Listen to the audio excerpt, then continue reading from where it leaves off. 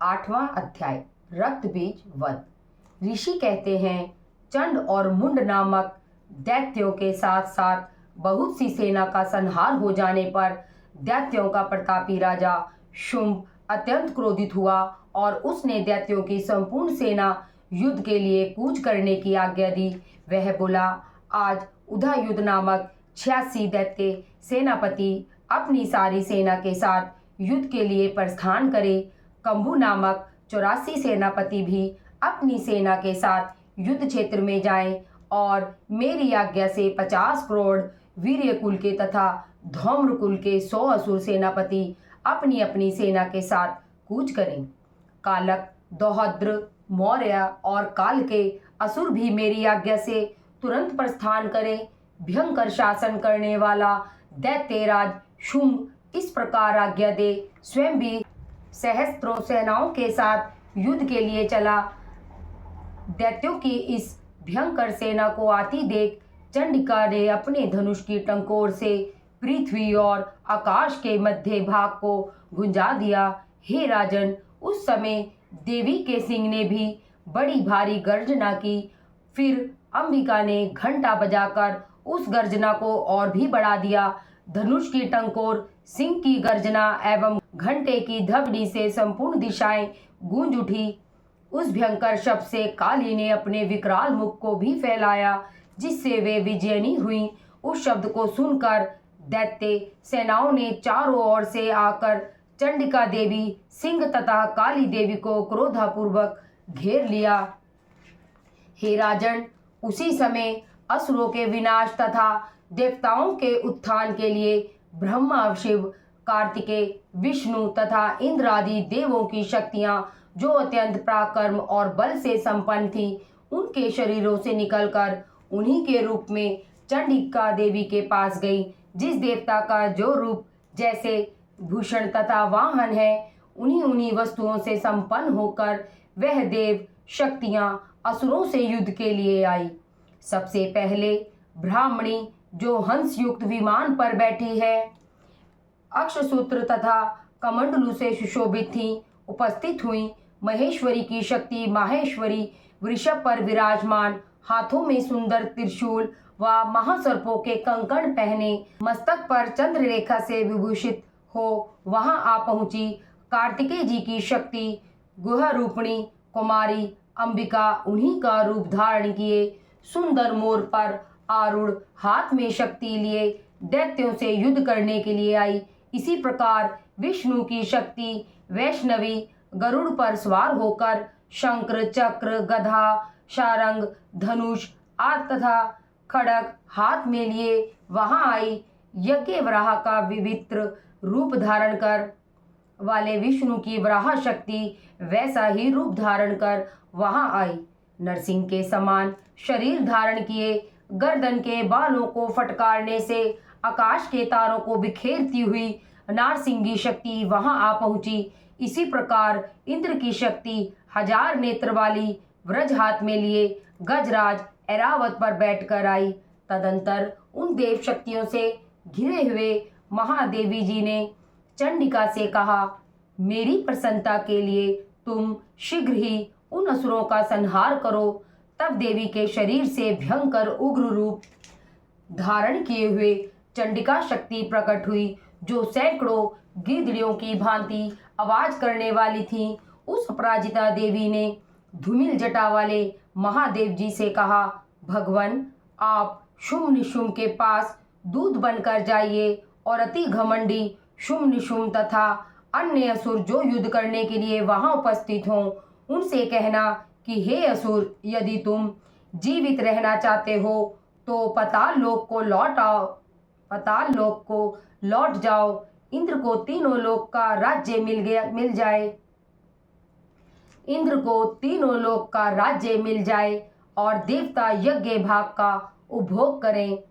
यदि तुम्हें अपने बल का अभिमान हो और युद्ध की अभिलाषा हो तो आ जाओ। तुम्हारे मात से मेरी योगिनियां तृप्त हो जाएं, क्योंकि भगवती ने भगवान शिव को अपना दूत नियुक्त किया था। इस कारण वह शिवदूती के नाम से संसार में विख्यात हुई है। भगवान शिव के मुंह से देवी के वचन सुनकर वे महादैत्य अत्यंत क्रोधित हुए और जहां कात्यायनी विराजमान थी उस और बढ़े। इसके पश्चात उन दैत्यों ने देवी के ऊपर बाण शक्ति और रिष्टि आदि अनेक अस्त्रों की वर्षा आरंभ कर दी।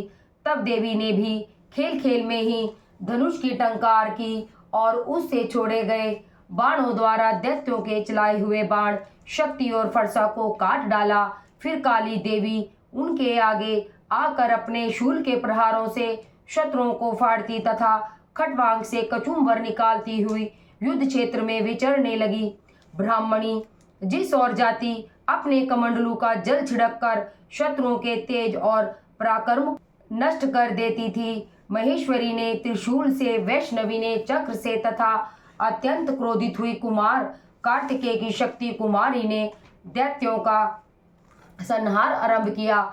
इंद्र की शक्ति इंद्री के प्रहार से सैकड़ों दैत्य घायल होकर रक्त बहाते हुए भूमि पर गिर पड़े। वराही शक्ति ने अपने थूथुन की मार से अनेक दैत्यों को मार डाला और दाढ़ों के अग्रिम भाग से कितनों ही की छाती चीर डाली तथा अनेक दैत्य चक्र द्वारा काट डाले। नारसिंगी शक्ति अपने नखों से अनेक महादैत्यों को विदीर्ण करके खाती तथा आकाश तथा दिशाओं को गुंजाने वाला सिंहनाद करती हुई युद्ध क्षेत्र में विचरने लगा। शिवदूती के प्रचंड अट्टहास से भयभीत होकर अनेक असुर भूमि पर गिर पड़े, जिन्हें शिवदूती ने उसी समय अपना ग्रास बना लिया। इस प्रकार क्रोधित हुई मात्र गणों द्वारा विविध उपायों से बड़े बड़े असुरों का संहार होता देख दैत्य सैनिक भाग खड़े हुए। तब दैत्य सेना को युद्ध से भागते देख रक्तबीज नामक महादैत्य कुपित होकर युद्ध के लिए आगे बढ़ा। उसके शरीर से जब रक्त की बूंद गिरती तब उसी के समान शक्तिशाली एक अन्य महादैत्य पृथ्वी पर पैदा हो जाता। वह महाअसुर रक्तबीज गदा हाथ में लेकर इंद्र की शक्ति से युद्ध करने लगा। तब इंद्री ने अपने व्रज से रक्तबीज पर प्रहार किया। व्रज से घायल होने पर उसके शरीर से रक्त बहने लगा, जिससे उसी के समान पराक्रमी योद्धा उत्पन्न होने लगे। उनके शरीर से रक्त की जितनी बूंदें गिरी उनसे उतने ही दैत्य और पैदा हो गए। वे सभी रक्तबीज के समान वीर्यवान, बलवान तथा पराक्रमी थे। रक्त से पैदा हुए वे दैत्य अत्यंत भयंकर अस्त्र शस्त्रों से मात्रगणों पर प्रहार करते हुए घोर युद्ध करने लगे। पुनः इंद्री ने व्रज प्रहार करके उसका मस्तक शक्त विशक्त कर दिया। उससे रुधिर वह उठा। तब हजारों पुरुष उस रक्त से पैदा हो गए। वैष्णवी शक्ति ने चक्र से उसे मारा। इंद्री ने गदा द्वारा उस असुरराज को ताड़ित किया, जिससे हजारों उसी के समान महाअसुर पैदा होकर संपूर्ण जगत उनसे भर गया। कुमारी ने शक्ति से, वराही ने तलवार से और महेश्वरी ने त्रिशूल से महादैत्य रक्तबीज को घायल कर दिया। तब महादैत्य रक्तबीज के क्रोध में भरकर गदा से सभी मात्र शक्तियों पर पृथक पृथक प्रहार किए। शक्ति तथा शूल आदि से अनेक बार आहत होने पर उसके शरीर से जो रक्त की धारा गिरी उससे भी सैकड़ों असुर उत्पन्न हुए। इस प्रकार उस समय महादैत्य के रक्त से उत्पन्न हुए असुरों द्वारा संपूर्ण जगत व्याप्त होते ही देवता भयभीत हो गए। देवताओं को दास देख चंडिका ने शीघ्रता पूर्वक काली से कहा, हे चामुंडे, तुम अपने मुख को और भी फैलाओ तथा मेरे शस्त्र से आहत रक्तबीज के शरीर से गिरे रक्त बिंदुओं और उनसे पैदा हुए महादैत्य को भक्षण करती हुई तुम रण में विचरण करो। ऐसा करने से उस दैत्य का रक्त क्षीण होने पर वह दैत्य स्वयं ही नष्ट हो जाएगा और नए दैत्य उत्पन्न नहीं हो सकेंगे। इस प्रकार कहकर चंडिका ने अपने शूल से रक्तबीज को मारा और काली ने अपने मुख में उसका रक्त ले लिया। तब उसने चंडिका पर गदा से प्रहार किया, परंतु उस गदा से देवी को जरा भी आघात नहीं पहुंचा। रक्तबीज के आहत शरीर से जितना रक्त गिरा चामुंडा ने उसे अपने मुख में ले लिया। रक्त गिरने से काली के मुख में जितने महादैत्य उत्पन्न हुए उन्होंने चबाकर उनका रक्त पी लिया। तब देवी ने व्रज, बाण, खड़ग तथा रिष्टि आदि से रक्तबीज को मार डाला। हे राजन, इस प्रकार शस्त्रों से आहत हुआ महादैत्य रक्तबीज रक्तहीन होकर पृथ्वी पर गिर पड़ा। हे नरेश्वर, इससे देवता अत्यंत प्रसन्न हुए और मातृगण उसके रुधिरपान के मत से उन्मत्त होकर नृत्य करने लगे। इस प्रकार श्री मार्कंडे पुराण के सर्वाणी मनवंतर की कथा के अंतर्गत देवी महात्म्य में रक्त बीजवध नामक 8वां अध्याय पूर्ण। बोलो श्री भगवती की जय।